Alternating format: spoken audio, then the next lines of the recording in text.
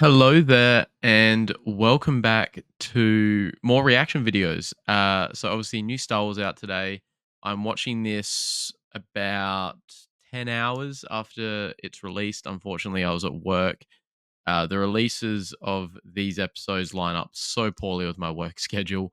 But how good's the new camera looking? I was actually finally able to connect my Elgato as well. When I say my Elgato, I mean my Elgato key light.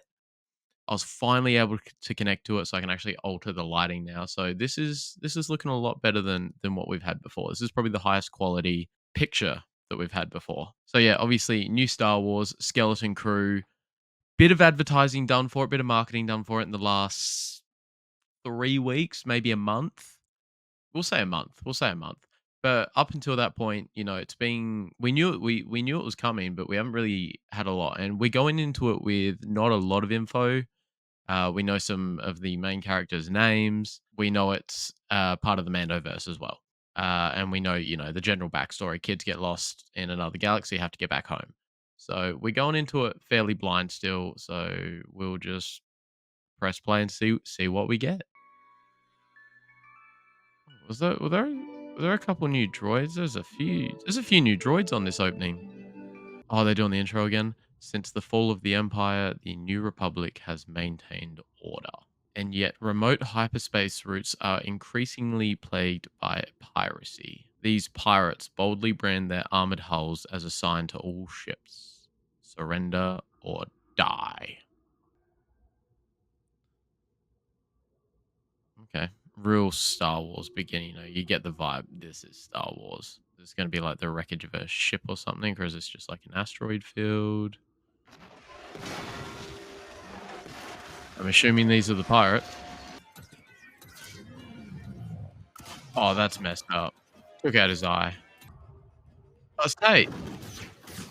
That's Tate Fletcher, I think. So he's had. I swear that was Tate. Well, who do we have here? Now, cold, hard credits. Well, that is most unfortunate. Cool seeing the Jedi from this point of view. They are. You got a little bit of it in the sequels, I suppose, with Rey and that in The Force Awakens.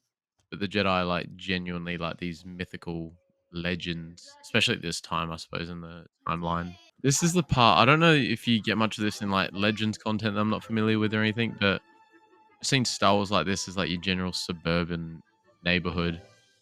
Very different. Oh, here's Neil. Neil. You should not have come here. They're just like us as kids. They just like me for real.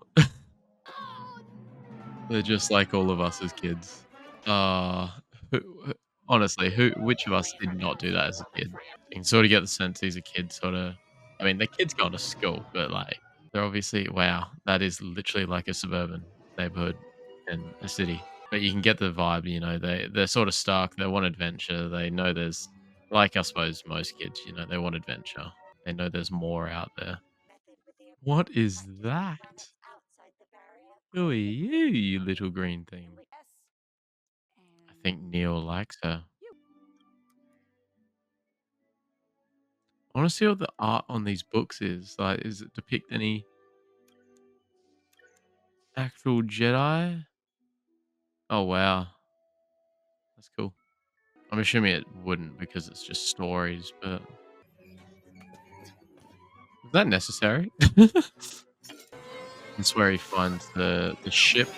Yep, that's where he finds it.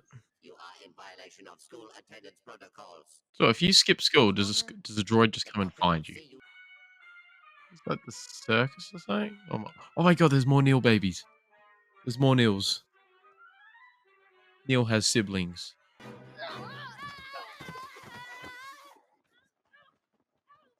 Oh, that went well. That went very well. You know that girl's gonna come along too, though. She'll be somewhere nearby, and maybe even her friend. There they are. You can still hear them banging on the doors. That is some nasty work, child. Oh no, Neil. Bang. Wim, Wim is no longer at home.